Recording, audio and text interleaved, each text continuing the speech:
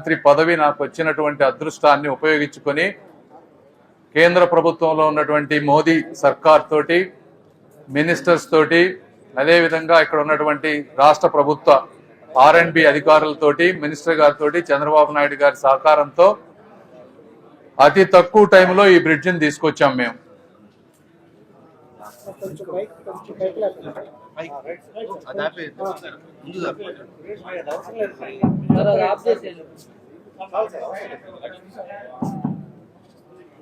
అయితే మీరు ఒకసారి వెనక్కి వెళ్ళి చూస్తే నంది వెలుగు బ్రిడ్జ్ అనేది కూటమి ప్రభుత్వం ఉన్నప్పుడు కూడా 2014లో శాంక్షన్ అయితే వర్క్ స్టార్ట్ అవడానికి 2017 వరకు పట్టింది. అంటే ఒక బ్రిడ్జిని తీసుకొచ్చిన తర్వాత financial sanction, administrative sanction, tender process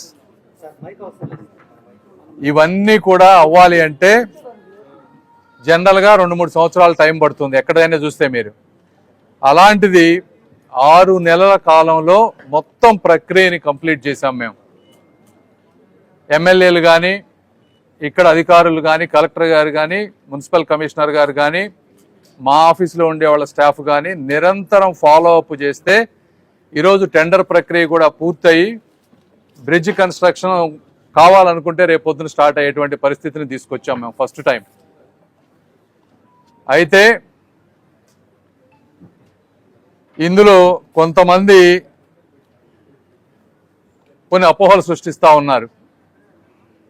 నేను ఒకటే చెప్తా ఉన్నా, మీకు కొంతమందికి ఈ బ్రిడ్జ్ వల్ల అక్కడ ఎప్పటి నుంచో మీకు జీవనోపాధి ఉన్నటువంటి వ్యాపారాలు దెబ్బతింటున్నాయి.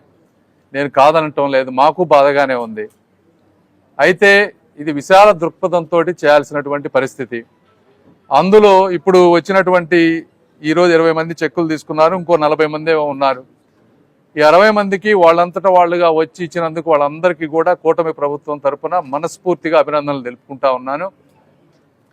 మిగిలిన వారికి కూడా నేను కోరుకునేది ఏంటంటే, సాధ్యమైనంత వరకు ప్రభుత్వం మీకు కాంపెన్సేషన్ ఇస్తుంది. మీరు లేనిపోనివి అంటే ప్రజలను కన్ఫ్యూజ్ చేయటం కోసం అర్థం పర్థం లేని ఆరోపణలు తీసుకొచ్చి అపోహలు కల్పియొద్దు. ఎందుకంటే మీరేం చెప్తా ఉన్నారు, RUB కట్టాలంటున్నారు. ఫస్ట్ ఈ బ్రిడ్జి 70 ఏళ్ల క్రితం కట్టినటువంటి బ్రిడ్జి RUB కట్టాలంటే ఇవన్నీ తవ్వి తీయాలి. ఉన్న బ్రిడ్జికి డ్యామేజ్ అయ్యేటువంటి పరిస్థితి ఒకటి. పోనీ మీరు చెప్పినట్టు RUB పర్మిషన్ తీసుకొచ్చి కట్టామే అనుకోండి, రేపు మళ్ళీ అంటే ఇంకా ROB వద్దా? రేపు ROB కట్టాలంటే మళ్ళీ ఆ రోజు RUB క్లోజ్ చేయాలి. RUB క్లోజ్ చేయకుండా బ్రిడ్జ్ కట్టలేరు పెద్దది. సో RUB కట్టాలన్నా కూడా మీరు ఎక్కడక్కడ అన్ని ప్రాంతాల్లో RUBలు చూస్తూ ఉన్నారు. వాటర్ స్టోరేజ్ ప్రాబ్లమ్స్ కానీ ఇవన్నీ ఉన్నాయి. అంత పెద్ద బ్రిడ్జి RUB కట్టిన తర్వాత మళ్ళీ ROB కట్టాలంటే ఆ కాలమ్స్ కానీ ఇవన్నీ కూడా ఇంజనీర్లు ఏం చెప్తున్నారు, అది కరెక్ట్ పద్ధతి కాదు అని చెప్తా ఉన్నారు. సో ఇది జరిగేటువంటి పరిస్థితి కాదు. వీళ్ళు ఇనిషియల్గా వీళ్ళందరూ ఎవరైతే ఉన్నారో వాళ్ళందరూ వచ్చి 2-3 చెప్తా ఉంటే నేను కూడా పాపం వీళ్ళు నిజంగానే మంచి సలహాలు ఇస్తున్నారని 4 సార్లు కలిసాం మేమందరం అధికారులతోటి, ఇంజనీర్లతోటి 4 సార్లు కలిసి వాళ్ళు చెప్పినవి అన్నీ విన్నాం. 1-2 సార్లు వాళ్ళు చెప్పిన ప్రతి దానికి ఒక సొల్యూషన్ చూపించాం. ఒరిజినల్ డిజైన్లో RUB లేదు. లేకపోతే మేమేం చేసామంటే 2 కాలమ్స్ తీసుకొని మీరు ఫ్యూచర్లో RUB కట్టే విధంగా ప్రొవిజన్ తీసుకోమని చెప్పాం. అలా డిజైన్లో అది ఇంక్లూడ్ చేసాం. సో ఎట్టి పరిస్థితుల్లో ఫ్యూచర్లో ఒకవేళ RUB కావాలంటే కంపల్సరీగా కట్టచ్చు. ఒకటి. రెండోది, అండర్ పాసులు సరిగా లేవన్నారు. అండర్ పాసులు మొత్తం 3 GGH హాస్పిటల్కి 44 అడుగుల వెడల్పుతోటి అండర్ పాస్ తీసుకున్నాం. అరండల్పేట 4వ లైన్కి 60 అడుగులు వెడల్పు అండర్ పాస్ తీసుకున్నాం. అరండల్పేట 5వ లైన్కి 44 అడుగులు అండర్ పాసులు తీసుకున్నాం. బ్రిడ్జి లెంత్ తక్కువ అంటున్నారు. బ్రిడ్జ్ లెంత్ ఒకప్పుడు 430 మీటర్లు, ఈరోజు 930 మీటర్లు, అంటే డబల్ చేసాం దీన్ని. వీళ్ళేమంటారు, ఎక్కడి నుంచో 1 కిలోమీటర్ 2 కిలోమీటర్లు కట్టమంటారు. అంటే అది ఫ్లైఓవర్ అవుతుంది కానీ అది ROB అవ్వదు. ఫ్లైఓవర్ అవసరం దృష్ట్యా ఇస్తారు తప్పించి మనకు కావాల్సినట్టు ఇవ్వరు. ఒకటి. రెండోది, ఇప్పటికే ఈ కొంచెం కట్టిన దానికే చుట్టుపక్కల ఉన్నటువంటి షాపులు వాళ్ళు జీవనోపాధి కోల్పోతా ఉన్నారు. దీన్ని 1 కిలోమీటర్ 2 కిలోమీటర్లు ప్రొలాంగ్ చేస్తే మిగిలిన వ్యాపారాలన్నీ దెబ్బతింటాయి. అంటే వాళ్ళు దెబ్బతినే పరిస్థితి వస్తే మళ్ళీ వాళ్ళు వచ్చి కోర్టుల్లో కేసేస్తే ఈ బ్రిడ్జి ముందుకెళ్లకుండా చేయాలనేటువంటి ఒక ఆలోచన. కాబట్టి ప్రజలు కూడా అర్థం చేసుకోవాలి, బ్రిడ్జి పర్పస్ ఏంటంటే రైల్వే గేట్ని దాటుకుంటూ చుట్టుపక్కల ప్రాపర్టీస్కి మినిమం డిస్టర్బెన్స్ ఉంటూ చేసేటువంటి ఉద్దేశమే ఈ బ్రిడ్జి ఉద్దేశం. కాబట్టి అది రెండోది. మూడోది సర్వీస్ రోడ్లు ఏమంటున్నారు. సర్వీస్ రోడ్లు ఇప్పుడున్న దానికంటే టోటల్ మాస్టర్ ప్లాన్లో 120 ఫీట్ ఉంది. అటు 25 అడుగులు ఇటు 25 అడుగులు సర్వీస్ రోడ్స్ వస్తూ ఉన్నాయి. కాబట్టి వీటి ఎక్కడా కూడా ఇంకోటి ఏం చెప్తా ఉన్నారు, ఎత్తు గ్రేడియంట్ లేదన్నారు. ఒకప్పుడు 5.9 మీటర్ల క్లియరెన్స్ ఉంది వెహికల్ పైనుంచి కిందకి వెళ్ళటానికి. ఇప్పుడు 9 మీటర్స్ పెట్టాం మేము. వెహికల్కి కావాల్సింది అంటే డబుల్ డెక్కర్ బస్సు వెళ్ళాలన్నా కూడా కింద నుంచి వెళ్ళేటువంటి పరిస్థితి. సో ఒకటే నేను చెప్పదలుచుకునేది ఏంటంటే, ఇది మేమందరూ కూటమి ప్రభుత్వంలో ఉన్న నాయకులందరూ కూడా మా సొంత ప్రాజెక్టు లాగా కూర్చొని 1కి 10 సార్లు రివ్యూ చేసి ప్రతి సమస్యని క్షుణ్ణంగా పరిశీలించి చేసినటువంటి ప్రాజెక్ట్ ఇది. గుంటూరు ప్రజలందరికీ నేను ఒకటే విజ్ఞప్తి చేస్తూ ఉన్నాను, పొరపాటున కూడా ఇక్కడ ఉన్న వాళ్ళం ఎవ్వరం కూడా తప్పు చేసేటువంటి వ్యక్తులం కాదు. ఏది చేసినా కూడా ఇంత సొంత ఒక 0% కూడా సొంత లాభం చూసుకోకుండా ప్రజల గురించి ఆలోచించి చేసే వ్యక్తులం మేము. కాబట్టి మీరు అపోహలు నమ్మొద్దు. బ్రిడ్జ్ అయిపోయిన తర్వాత చూడండి, అద్భుతంగా ఉంటుంది. అదేవిధంగా అతి తక్కువ టైంలో కూడా చేసే బాధ్యత మేము తీసుకుంటాం. దయచేసి అందరూ కూడా సహకరించాలని మనస్ఫూర్తిగా కోరుకుంటా ఉన్నాను. ఎవరైతే వేరే వాళ్ళు ఉండి అపోహలు సృష్టిస్తారో వాళ్ళకు కూడా ఒకటే చెప్తా ఉన్నాను, దయచేసి మీరు అడ్డుపడద్దు. చేయాలనుకున్న కార్యక్రమం ఎట్టి పరిస్థితుల్లో ఆగని దాని గురించి మీరు అటుబడి ఇటుబడి చెడవటం తప్పించి సమాజంలో ఉపయోగం కూడా ఉండదని తెలుపుకుంటూ, అందరికీ కార్యక్రమానికి వచ్చిన వాళ్ళందరికీ కూడా మనస్ఫూర్తిగా అభినందనలు తెలుపుకుంటూ సెలవు తీసుకుంటున్నాను. Thank you.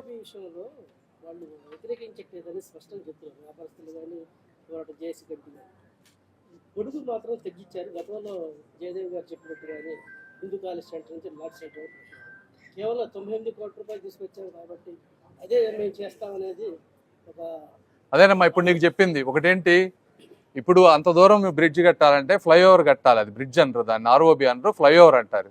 ఫ్లైఓవర్ కట్టాలంటే చుట్టుపక్కల షాపులన్నీ మళ్ళీ పగలగొట్టాలి కదా. దానికి 2 కిలోమీటర్లు అంటే 2 కిలోమీటర్ల జీవనోపాధి ఉండే వాళ్ళందరికీ కూడా చెయ్యాలి మనం. సో ఇవన్నీ ఉన్నాయి. కాబట్టి మీరు ఒకసారి నేను చెప్పింది మళ్ళీ వినండి, వీళ్ళు కూడా మాట్లాడతారు, తర్వాత క్వశ్చన్లు ఆన్సర్ చేస్తారు. అందరికి నమస్కారం. గుంటూరు అభివృద్ధిని ఒక యజ్ఞంలాగా తీసుకొని కూటమి ప్రభుత్వం ఏర్పడ్డ తర్వాత గౌరవ కేంద్ర మంత్రి వర్యులు పెమ్మసాని చంద్రశేఖర్ గారు గుంటూరు నగరానికి అవసరమైనటువంటి ప్రతి ఒక్క కార్యక్రమాన్ని కూడా తన భుజస్కంధాల మీద తీసుకొని అవసరమైనటువంటి కార్యక్రమాలు గత 60 సంవత్సరాల నుంచి ఏ ఒక్కరు కూడా పట్టించుకోకుండా అధికారాన్ని అనుభవించినటువంటి పరిస్థితులుంటే, గడిచినటువంటి కొన్ని దశాబ్దాలుగా చిరకాల వాంఛైనటువంటి గుంటూరు నగర ప్రజల కోరికగా ఉన్నటువంటి అరండల్పేట ఫ్లైఓవర్ బ్రిడ్జ్ ఏదైతే ఉందో ఆర్ఓబి, దాన్ని పునర్నిర్మించాలనే ఆలోచన గతంలో పనిచేసినటువంటి పార్లమెంట్ సభ్యులు కానీ శాసనసభ్యులు కానీ అనేక రకాలుగా ప్రయత్నించినటువంటి పరిస్థితులు.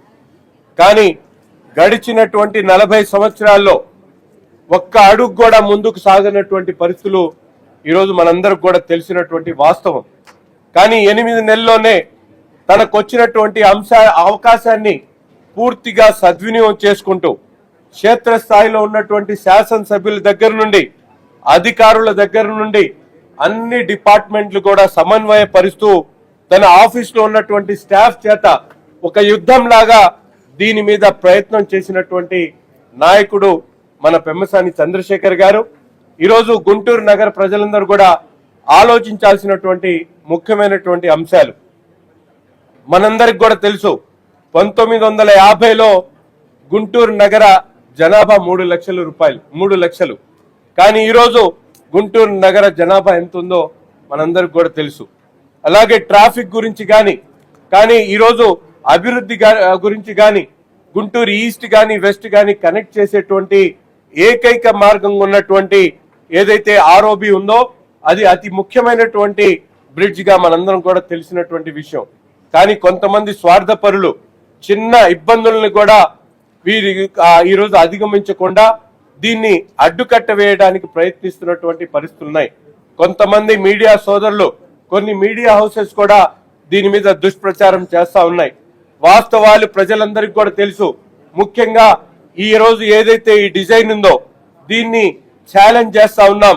ఎవరైనా నిష్ణాతులైనటువంటి వాళ్ళు ఎవరైనా బహిరంగ చర్చకు సిద్ధంగా ఉంటే రండి, మేము సమాధానం చెప్పడానికి సిద్ధంగా ఉన్నాం. ఈ రోజు ఏదైతే ఈ ఆర్ఓబి ఉందో పూర్తిగా టెక్నాలజీ పరంగా గాని అవసరాల పరంగా గాని ఉన్నటువంటి ప్రతి ఒక్క ప్రాపర్టీని కూడా ఏదైతే గవర్నమెంట్ హాస్పిటల్ దగ్గర నుండి మెయిన్ ప్రాపర్టీస్ అన్నిటినీ కూడా ఈ రోజు సమన్వయం చేసుకునేటువంటి పరిస్థితులు. సర్వీస్ రోడ్స్ తో పాటు రాబోయేటువంటి 40 సంవత్సరాల పాటు గుంటూరు నగర అవసరాలను తీర్చేటువంటి ప్రణాళికతో ఈ కార్యక్రమాన్ని తీసుకోవడం జరిగింది. చౌకబారు విమర్శలు మానండి.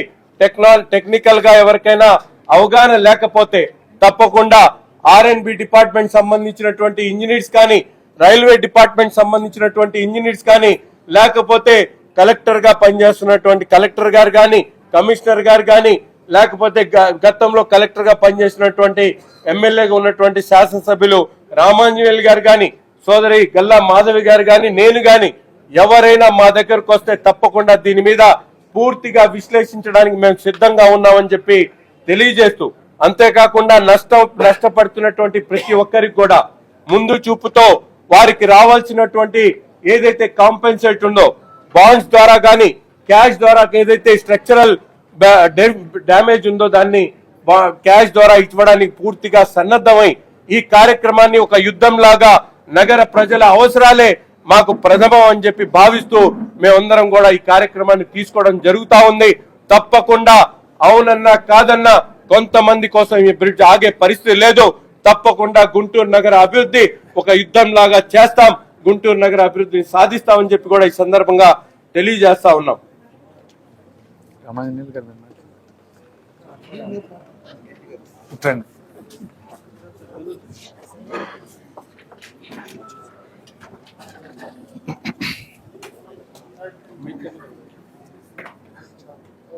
అందరికీ నమస్కారం అండి. అరండాల్పేట ఫ్లైఓవర్ కాదు, Arundelpet ROB railway over bridge నిర్మాణం కోసం ప్రజల ఆకాంక్ష ఎప్పటి నుంచో. ఎందరో ఈ యొక్క ఆర్ఓబి నిర్మించాలి, ఇది నిర్మిస్తే అనేక ట్రాఫిక్ సమస్యలు పరిష్కారం అవుతాయి, పెరిగిపోతున్న ట్రాఫిక్ దృష్ట్యా ఈ బ్రిడ్జ్ వీక్నెస్ దృష్ట్యా దీన్ని మార్చాల్సిన అవసరం ఉంది, కొత్తది వేసుకోవాల్సిన అవసరం ఉంది అని చెప్పి ఎందరో ప్రజలు రిప్రజెంటేషన్స్ రూపంలో 10 సంవత్సరాల నుంచి కూడా నాయకుల చుట్టూ తిరుగుతూ ఉన్న పరిస్థితులు ఏర్పడ్డాయి. అయితే కూటమి ప్రభుత్వం మీద ఎంతో ఆశతో మళ్ళీ ఇక్కడ ఏదైనా న్యాయం జరుగుతుంది అని చెప్పి ఈ రాష్ట్రంలో కూటమి ప్రభుత్వం ఏర్పడిన వెంటనే మాకు మళ్ళీ రిప్రజెంటేషన్స్ ఈ ఆర్ఓబి మీద, శంకర్ విలాస్ ఆర్ఓబి మీద వెల్లువెత్తున వచ్చినప్పుడు మేము మంత్రివర్యుల దృష్టికి ఇలాగ ప్రజల ఆకాంక్ష ఇది, ఇక్కడ కంపల్సరీగా ఈ ఆర్ఓబి నిర్మించుకోవాలి, గుంటూరులో ఈ ఆర్ఓబి అనేది చాలా ప్రతిష్టాత్మకమైన ఒక ప్రాజెక్టు, దీన్ని మనము చేపడితే చాలా మన ప్రభుత్వానికి మంచి పేరు వస్తుంది, ప్రజల ఆకాంక్ష ఇది అని చెప్పి మంత్రి గారి దృష్టికి తీసుకెళ్ళినప్పుడు ఆయన చాలా సీరియస్ గా తీసుకొని దాన్ని శాంక్షన్ చేపించేదాకా కూడా ఒక్క రోజు కూడా ఆయన రెస్ట్ తీసుకోకుండా నిర్విరామంగా దీని మీద కృషి చేసి చాలా ఫాస్ట్ గా దీని అన్ని డిపిఆర్లు రెడీ చేసి ప్రతి అంశాన్ని కూడా మా అందరితో కూర్చుని డిస్కస్ చేసి ఈరోజు ఒక డిజైన్ తో ముందుకొచ్చాము. అయితే కొంతమంది నాయకులు, పక్కదారి పట్టించే నాయకులు, అదేవిధంగా కొంతమంది మాత్రమే ఉన్న వ్యాపారస్తులు దీన్ని పూర్తిగా పక్కదారి పట్టిస్తూ దీని ఐడియాలజీ అంతా కూడా వేరే యాంగిల్లోకి తీసుకువెళ్తూ ప్రజల్లో ఒక అపోహని క్రియేట్ చేసి ఈ యొక్క బ్రిడ్జ్ నిర్మాణాన్ని ఎట్టి పరిస్థితుల్లో ఆపాలి అని చెప్పి ప్రయత్నిస్తూ ఉన్నారు. మానవహారాలు ఫామ్ చేసుకుంటున్నారు, జేఏసీలని కమిటీలు ఏర్పాటు చేసుకుంటూ ఉన్నారు. ఇవన్నీ కూడా ఏమాత్రం సమర్థనీయమైన అంశాలు కాదు. ఎందుకంటే ప్రజల శ్రేయస్సు కోసం, మన రాష్ట్ర అభివృద్ధి కోసం ముందుకు ప్రతి ఒక్క అంశాన్ని తీసుకువెళ్తున్న క్రమంలో ఈ ఆర్ఓబి కూడా అలాంటిదే అని చెప్పి ఫస్ట్ గుర్తుపెట్టుకోవాలి. మరి ఇందాక సార్ అన్నట్టుగా రైల్వే ట్రాక్ మీద వేసేది ఆర్ఓబి అంటారు, రైల్వే ఓవర్ బ్రిడ్జ్ అంటారు. దాన్ని లెంత్ పరంగా లేదంటే ఆర్యూబి పరంగా లేదా ఇంకా ఇతరత్ర కారణాలు, లెంత్, విడ్త్, హైట్, ఇలా అన్ని అంశాల మీద ఫోకస్ చేసి వాటిలో ఏమాత్రం ఒక నిజమైన కామన్ సెన్స్ కూడా జనరల్ గా ఎవరినైనా మనం చూపించినప్పుడు, ఆ డిజైన్ చూపించినప్పుడు ప్రతి ఒక్కరికి ఈజీగా అర్థమయ్యే విధానాన్ని కూడా లేనిపోని మీడియా పాయింట్లతో లేదంటే మానవ హారాలతో ప్రజల్ని మభ్యపెట్టే ఒక ప్రయత్నమే తప్ప ఇందులో ఎలాంటి వాస్తవాలు లేవు. వారు చేసే ప్రయత్నాలన్నీ కూడా ఉత్తుత్తి ప్రయత్నాలు. అయితే మనం ఇందులో అర్థం చేసుకోవాల్సిన విషయం ఏంటంటే, మా ప్రయత్నం ఏంటంటే ఇక్కడ ఆర్ఓబి నిర్మిస్తున్నాము. గతంలో ఇప్పుడున్న ఎగ్జిస్టింగ్ ఆర్ఓబి కంటే కూడా చాలా ప్రతిష్టాత్మకమైన ఆర్ఓబి ఇది. మీరు దానిపైన లేన్స్ తీసుకుంటే ఇప్పుడు 2 లేన్స్ ఉన్నాయి, మరి మనం 4 లేన్స్ తో ముందుకెళ్తూ ఉన్నాము. చాలా వైడ్ గా ఈ యొక్క బ్రిడ్జ్ వస్తూ ఉంది. అదే విధంగా సైడ్ మనం రోడ్స్ తీసుకుంటే, ఇంటర్నల్ రోడ్స్ తీసుకుంటే అవి కూడా పెంచడం జరిగింది. మరి కంప్లీట్ అండర్ పాసెస్ కూడా చాలా దృష్టి పెట్టుకొని దాన్ని కూడా ఎటు గవర్నమెంట్ హాస్పిటల్కి కానివ్వండి, ఇటు కాలేజెస్ కానివ్వండి, ఇబ్బంది లేని పరంగా అండర్ పాసెస్ ని ఏర్పాటు చేసుకోవడం జరిగింది. ఇందాక మంత్రివర్యులు చెప్పినట్టు పైన ఉన్న హైట్ ను కూడా చాలా వరకు పెంచుకోవడం జరిగింది, లెంత్ పెంచడం జరిగింది. ఆర్యూబీ గురించి అపోహలు చెప్తా ఉన్నారు. మరి ఎప్పుడైనా రైల్వే బ్రిడ్జ్ ని, మనం రైల్వే లైన్స్ ని క్రాస్ చేయాలి అంటే ముందుగా వేసుకోవాల్సింది ఆర్యూబీ. అయితే మరి ఈ ఆర్యూబీని చేపట్టకుండానే 1950లో ఆర్ఓబీని వేసేసిన పరిస్థితుల్లో ఇప్పుడు మనం ఏదైనా మార్పులు చేయాలంటే కొత్తగా ఆర్యూబీని మనం ఏర్పాటు చేసుకోవాల్సిన అవసరం లేదు కాబట్టే ఆ రోజు ఆర్ఓబీగా ముందుకు వెళ్ళాము. దాన్నే ఇంకొంచెం మెరుగుపరుస్తూ మంత్రివర్యులకు సాధ్యమైనంత కేంద్రం నుంచి సాధ్యమైనంత నిధులు తీసుకొచ్చి ఈ రోజు దీన్ని చాలా ప్రతిష్టాత్మకంగా చేపట్టాలి అని చెప్పి ఆయన ఆకాంక్షిస్తున్నప్పుడు దీన్ని పక్కదారి పట్టించి 4-5 వ్యాపారస్తుల ఒక వెస్టెడ్ ఇంట్రెస్ట్ తో దాన్ని సైడ్ ట్రాక్ చేస్తున్నప్పుడు దాన్ని ప్రజలు కానివ్వండి, మీడియా కానివ్వండి, ఇంకా ఇతరత్ర నాయకులు కానివ్వండి పక్కదారి పట్టించి దీన్ని డిమోరలైజ్ చేయాలి అని అనుకోకూడదు. ఎందుకంటే ప్రతి ఒక్కరూ దీని ముఖ్య ఉద్దేశాన్ని ముందుకు తీసుకెళ్లే ప్రయత్నం చేయాలి. మా అందరి ఆకాంక్ష ప్రజలకి అభివృద్ధి చేయాలి, రాష్ట్రం అభివృద్ధి చెందాలి అన్నదే మా ఒక ముఖ్య ఉద్దేశం. కాబట్టి ఎలాంటి అపోహలకి వెళ్లకుండా ఈ యొక్క డెవలప్మెంట్ ప్రాసెస్ లో ప్రతి ఒక్కరూ కూడా సహకరించాలి అని చెప్పి నేను కోరుకుంటూ ఉన్నాను. ఎట్టి పరిస్థితుల్లో డెవలప్మెంట్ ఎక్కడైనా జరుగుతున్నప్పుడు చిన్న చిన్న ప్రాబ్లమ్స్ లేదంటే కాస్త కూస్త నష్టం అనేది జరగడం అనివార్యం. ఏ నష్టం జరగకుండా ఏ ఒక్క డెవలప్మెంట్ ముందుకు వెళ్ళదు అని చెప్పి మనందరికీ తెలుసు. అలాంటిదే ఆర్ఓబి కాబట్టి దయచేసి ప్రతి ఒక్కరూ అర్థం చేసుకొని సహకరించాల్సిందిగా కోరుకుంటూ ఉన్నాము. అత్యంత ఫాస్ట్ గా అంటే 2 సంవత్సరాలు పడుతుంది అని అన్నప్పటికీ కూడా 1.5 year లో చాలా ఫాస్ట్ గా ఈ యొక్క ఆర్ఓబిని ప్రజలందరికీ అందించే ప్రయత్నం చేస్తూ ఉన్నారు అధికారులు. అండ్ అదే విధంగా ఇంకా ఏ ఇంటర్నల్ రోడ్స్ కూడా డెవలప్ చేసుకొని ఎక్కడా కూడా ట్రాఫిక్ అనేది ఇబ్బంది లేకుండా ప్రయత్నిస్తూ ఉన్నాము. కాబట్టి దీని అందరికీ మా ఈ ప్రయత్నానికి అందరూ కూడా సహకరించాల్సిందిగా కోరుకుంటున్నాను. ఒక్క నిమిషం రామాంజనేయులు గారు మాట్లాడండి. రండి.